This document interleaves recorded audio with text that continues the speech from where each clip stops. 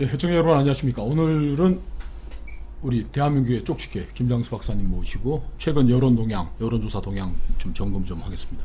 제가 그 기자 생활하면서 대한민국에서 4주 주역에 이제 예. 뭐 그냥 뭐 관상 보는 게 아니고 4주로 풀이해가지고 그 대한민국에 제일 잘한다는 분 중에 한 분 만나가지고 얘기를 했는데 이분이 이런 얘기를 하시더라고요. 그 4주 뭐 주역 배워가지고서 이제 쭉 하는데 그래도 나름대로 개가 나왔을 때 뭐 이런 뭐 개가 이렇게 나왔을 때 그거를 자기 나름대로 풀어해 주려면 남의 사주를 4,000건은 봐야 된다 그러더라고요. 기본이. 그러니까 뭐 아무리 저 뭐 똑같은 괴가 나왔다고 하더라도 이 사람이 처한 상황과 뭐와 이 뭐 저 해갖고 4,000명 정도는 사주를 봐줘야지 입문 이렇게 뭐 대가가 되는 게 아니고 이제 시작이라 그러는데 여론조사도 마찬가지겠죠. 여론조사는 사실 이래 얘기하면 그렇지만 공부해야 될 게 되게 많습니다. 그러니까 그 통계는 기본이고 그리고 여론조사하고 관련된 거가 하나가 이제 인지과학이라 그래요. 그러니까 우리가 어떤 질문을 어떻게 하면 사람들 생각의 어느 부분을 건드려서 어떤 대답이 나온다. 그러니까 그거가 공부하는 거에 3분의 1 정도고 인지과학의 3분의 1. 예, 카그니티브 사이언스라고 그래서 사람들이 어떻게 생각하고 판단하고 그거에 어떤 요소들이 영향을 주는가 뭐 그 중에 일부가 이제 서베이 리스판스라고 질문을 받았을 때 이렇게 응답하는 건 무슨 의미로 봐야 된다. 뭐 그런 거 하는 게 있고 또 하나가 정치 여론조사는 당연히 정치에 대한 이해가 많이 돼 있어야죠. 예. 인간에 대한 이해도 있어야 되고 그렇죠. 기술적인 예. 거에 있어야 되고 여론조사라는 게 사람한테 물어봐서 사람이 대답하는 거니까 내가 이렇게 질문했을 때 저 사람이 이렇게 대답할 때는 그걸 무슨 의미다 그거에 대한 연구를 해야 됩니다. 그래도 뭐 그 조사를 뭐 한두 번 했다. 뭐 내가 예를 들어서 2004년 총선에 뭐 어디 팀에서 했다. 이 정도 가지고는 안 되는 거죠. 4년마다 계속되는 총선도 지켜봐야 될 것이고 또 5년마다 계속되는 대선도 또 봐야 될 것이고. 그렇죠. 어쨌든 여론조사나 선거가 4천만 유권자가 대상인 거기 때문에 예를 들자면 항상 그 얘기하지 않습니까? 이렇게 이 미사일의 궤적을 봐야 다음번을 본다고 유권자들이 4년마다 선거에서 어떤 식으로 움직이고 있는. 왜냐하면 유권자들이 변화해요. 유권자들이 진화를 한다고. 그러니까 예를 들자면 그런 거죠. 지금 반일 감정이 70이다. 그게 뭐 한 10년 전에 했을 때 70이다 이렇다고 이 강도가 똑같다고 볼 수가 없어요. 그러면 70이지만 이게 어느 강도냐라는 그렇죠. 것도 예. 봐야 되고. 예. 예. 그리고 예를 들자면 뭐 제가 자주 드는 예로 형하고 동생이 싸워요. 그 부모가 형한테 막 뭐라 해더니 형이 왜 이런 거 가지고 이러냐. 그렇다고 동생이 잘했다는 게 아니거든요.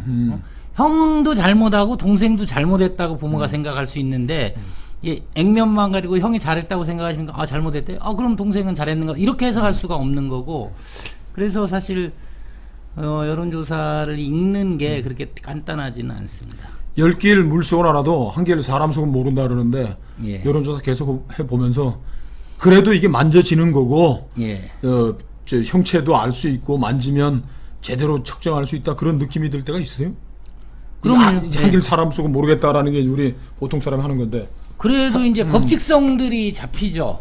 한국 선거가 어떤 방식으로 움직이고. 근데 이게 이제 쉽지 않은 게 유권자들도 계속 진화를 해요. 그러니까 예를 들자면 뭐 2007년 대통령 선거 같은 경우에 노무현 대통령이 경제를 망쳤다. 그러니까 그때 이제 기업인 정치가가 나오면 잘하겠다.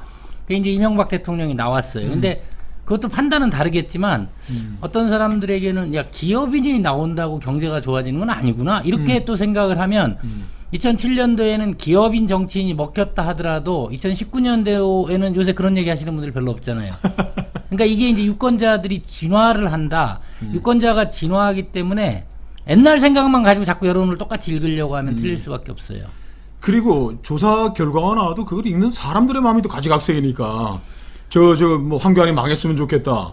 문재인이 그렇죠. 망했으면 좋겠다. 예. 이 위시풀 싱킹을 자기 중고로 삼아놓으면 무슨 요즘 유튜브에 재밌는 게 하는 게 직접 그 유튜버 누가 이제 예. 길거리 여론조사 나가는 거예요. 예, 예. 그 팻말 붙여놓고 문재인 잘한다 못한다 이게 또 딱지 붙이라는 거야. 동그라미를 해보면 아니 지지율 10%도 안 나오는데 어디다 대고 지금 조사가 말이야 51%가 나오냐. 이렇게 지금 저 거리에 여론조사 전문가들이 나오는데 그런 현상을 어떻게 보세요? 아니 그러니까 이제 여론조사 전문가라고 하면 그 일단은 어떤 조사면 어떤 편향이 좀 잡힌다, 바이어스가 잡힌다 이런 게 있고, 또 하나는 전제는 조사가 제대로 됐다는 전제입니다. 하나는 뭐 샘플 문제도 있고, 하나는 설문지가 제가 뭐 대표적인 예죠. 예를 들자면 뭐 낙태에 대해서 어떻게 생각하십니까? 이거를 산모, 여성의 권리 이런 식의 질문을 먼저 한 다음에 낙태를 물어보면 당연히 낙태 찬성한다는 사람이 많을 거고, 뭐 태아의 권리 뭐 이런 쪽으로 생명권 이렇게 얘기하고 하면, 그러니까 이제 그래서 여론조사 전문가라고 하는 게 그런 것들을 다 검토한 후에 그런 왜곡을 최소화시키면서 그게 어려운 일이다. 그래서 설계를 또 여론조사 설계가 잘 돼야죠. 설계를 또 예. 잘 해야지 예. 표본도 잡아내고, 지난번에 우리 그렇죠. 할 때는 예. 그 표본의 오차 때문에 그렇죠. 예. 문재인 대통령이 42점 몇 프로 받았는데 예. 대선에서 지금 조사 1000명을 모아놓고 해봤더니 600명씩 잡히고, 뭐 예. 그게 뭐 55% 65%까지 잡히면 예. 표본의 왜곡이라는데, 제가 오늘 뭐 복채도 없이 이렇게 좋은 정보 분석해 주셔서 감사합니다.